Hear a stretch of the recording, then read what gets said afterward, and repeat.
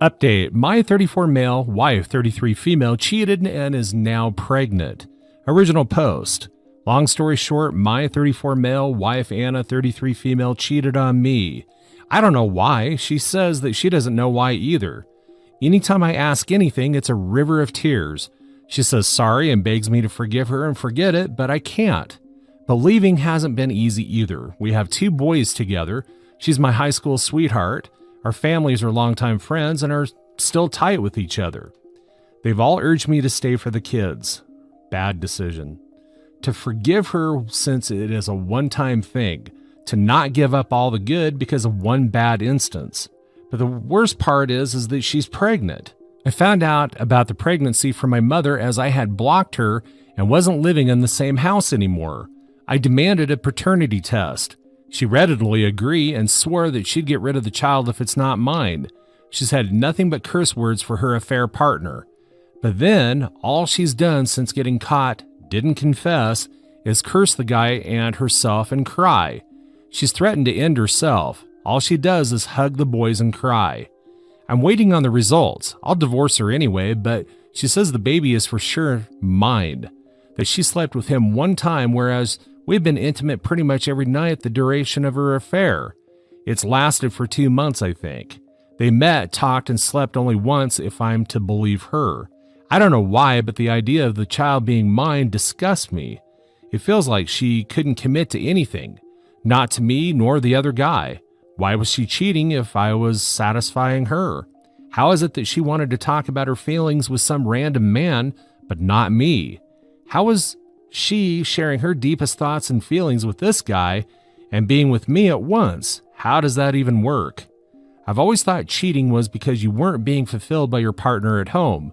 I've read all these stories of wives leaving their kids, denying affections to their husbands, making jokes at the husband's expense, ruining the men financially, etc. She's done nothing of that sort. She's still the best mother I could have hoped for my sons. They love her more than they love me, I know. She was still the same loving and giving woman I fell for while she was being with the other guy.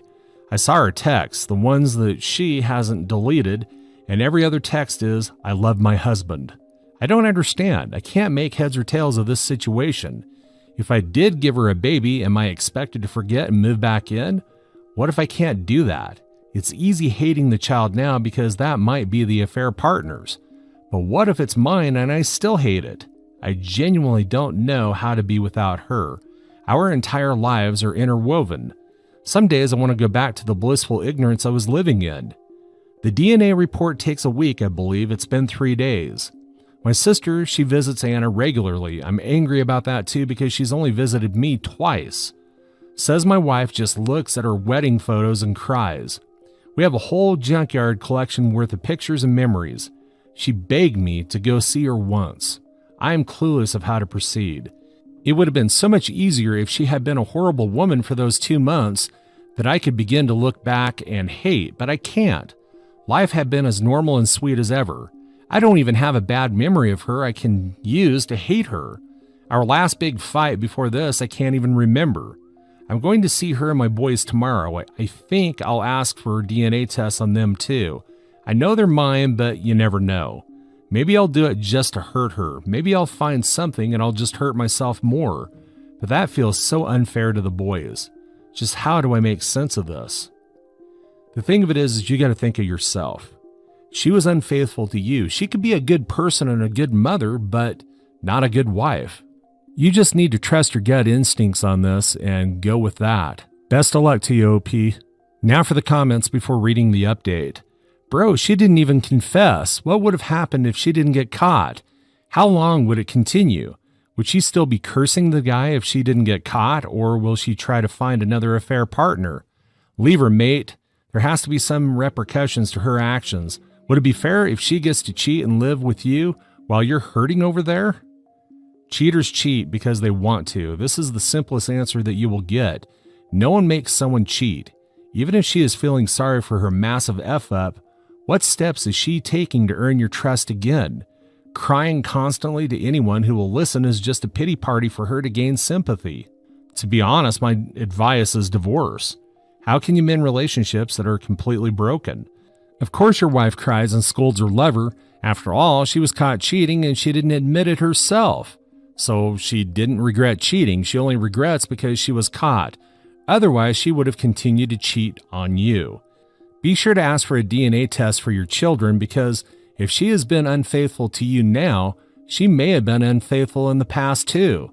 Staying in a marriage just for the sake of the children when the very essence of marriage is broken and there is no more trust is not a solution. I agree with that 100%. Because children see and understand everything and will learn in the future to live with the same vision that it is normal when wives cheat and husbands need to reconcile for the sake of the children and move on with their lives. And this is fundamentally wrong. Even after the divorce, you will still be their father and can take care of them, but in a healthy relationship. I cannot even tell if we're completely broken. Some days I just need her to text me, and other days I wish she was just gone. I love her, I really do. It's killing me because I write one bad thing about her and I immediately feel sick. This wasn't supposed to happen. The affair was over by the time I found out. She had blocked him and he even texted her from a different number.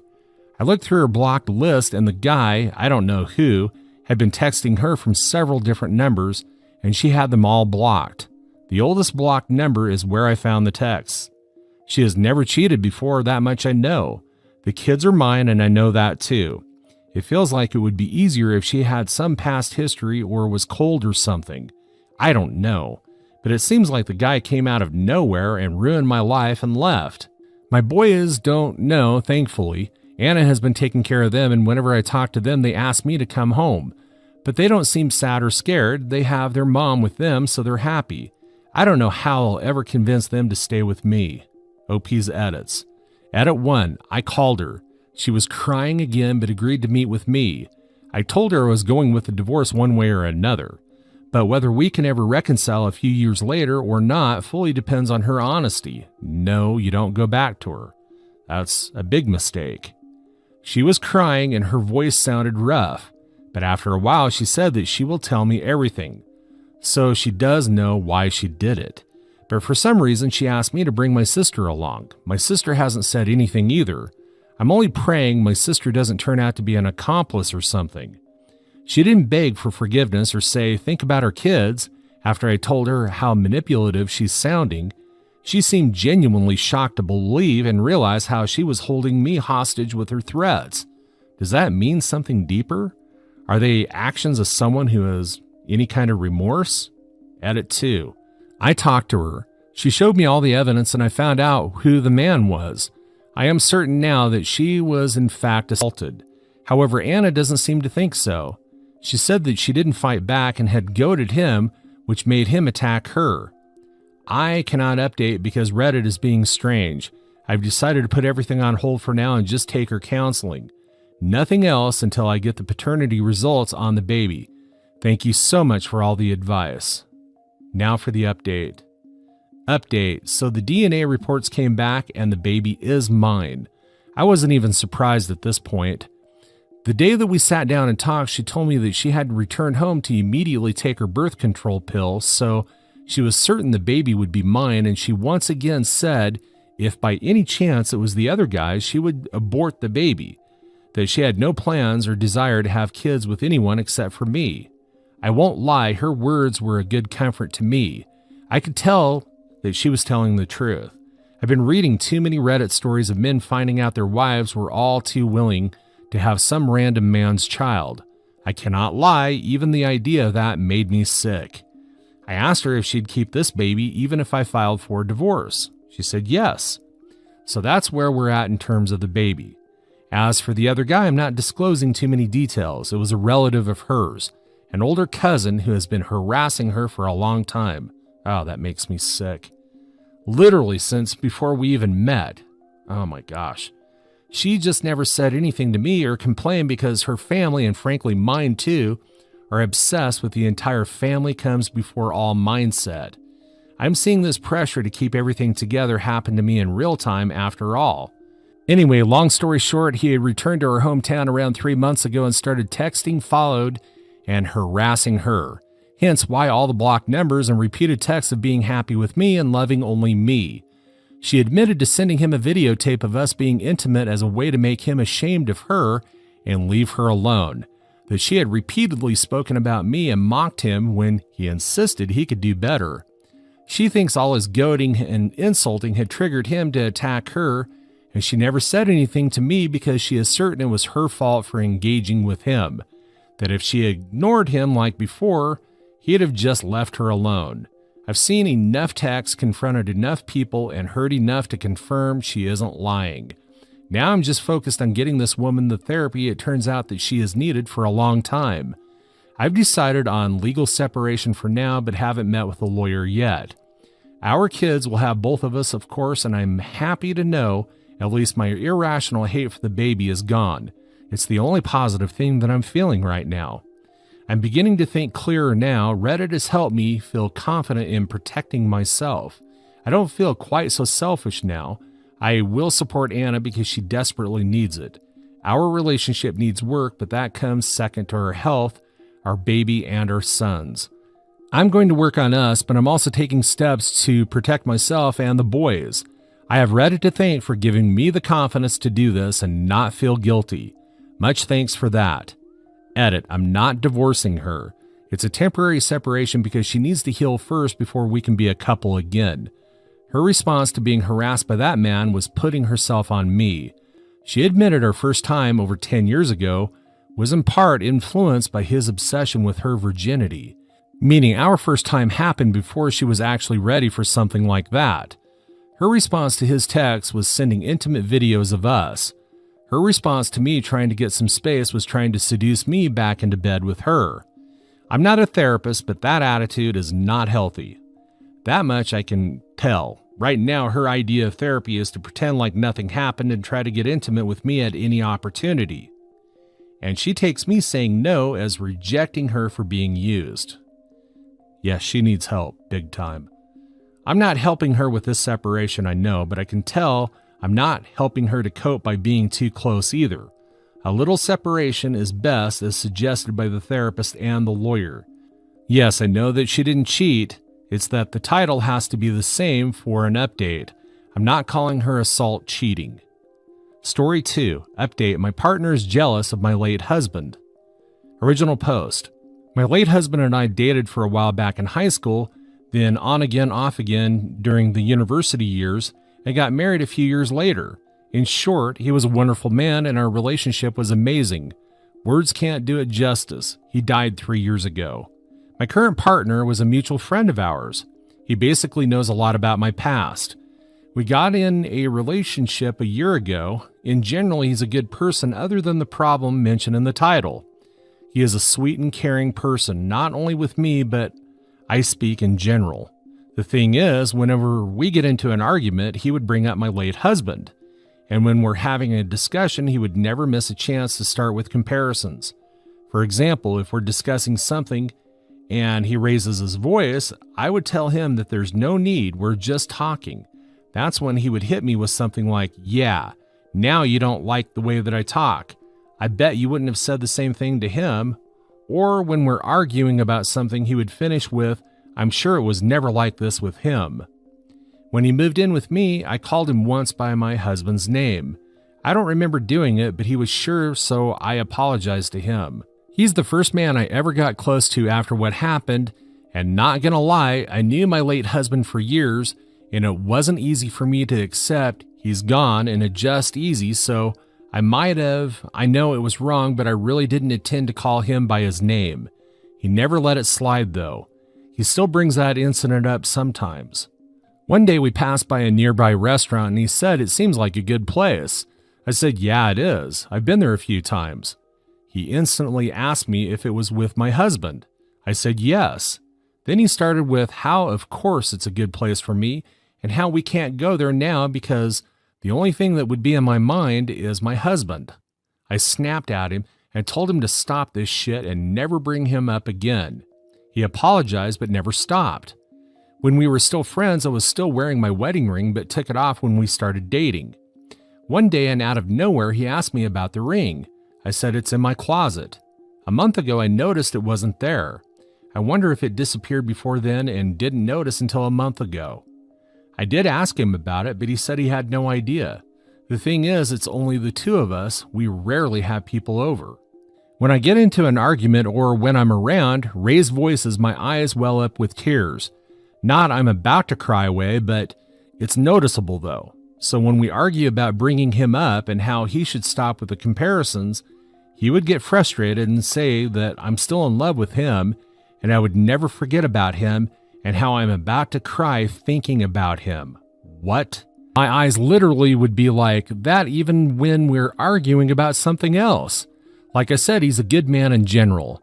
He cares about his family and like a father to his little brother. He's affectionate with me and sweet and all, but the way he keeps bringing up my late husband is annoying. I never gave him a reason to and never brought him up. I'm thinking about breaking up with him, but I don't know how, because I know he will blame it on me and his obsession with how I can't get over my late husband and used him to forget him. At the same time, I don't know if this problem is worth breaking up over. I know I might seem selfish for deciding to end things because of this, but the constant reminder isn't doing me any good. What should I do? I think you seriously need to consider breaking up with him unless he gets therapy. Now for the comments before reading the update. Not the a-hole. He's not a good man. He's putting on a facade, but is definitely some kind of a-hole. How did your husband die? I'm not saying this friend had anything to do with it, but I can't say no to it with his behavior. He sounds jealous, yes, but he also sounds a bit obsessive. Do you know if this man was into you while your husband was alive? Did you know before you met your husband, or were they friends and you met him afterwards? He throws up a lot of red flags. If he thinks you aren't over your former husband, then why would he date you? Is this man religious and he doesn't like the thought that you were with someone before him? There is a lot wrong with this scenario. Try couples therapy and bring this whole thing up. He is hiding something, and I hope it's nothing nefarious, but I'm getting I am the reason your husband is dead guilt type vibes. He is not a good guy. He's a jealous, obsessive jerk. Dump him, and if he tells you it's because you're still in love with your husband, who cares?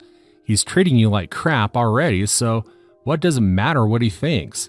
Is this what your husband would want you to settle for? You're not the a-hole, and I'm so terribly sorry about your husband. I can't imagine going through something like that at all. I literally cannot even bear to think about it, and I have absolutely no idea how I would survive that sorrow and devastation. I have no idea how I would ever survive losing the person I love the most in this world. So I'm so terribly sorry for your loss, and I truly hope that you found healing. God bless you and your husband. Yes, and I'm truly sorry about your husband as well. Now for the updates. Update 1, we broke up. Things got more complicated. We didn't end things on good terms. I tried my best to explain to him how his actions affect our relationship, but he wouldn't understand. When I made it clear that I'm done, he then admitted to taking the ring and promised to give it back and suggested we start couples therapy.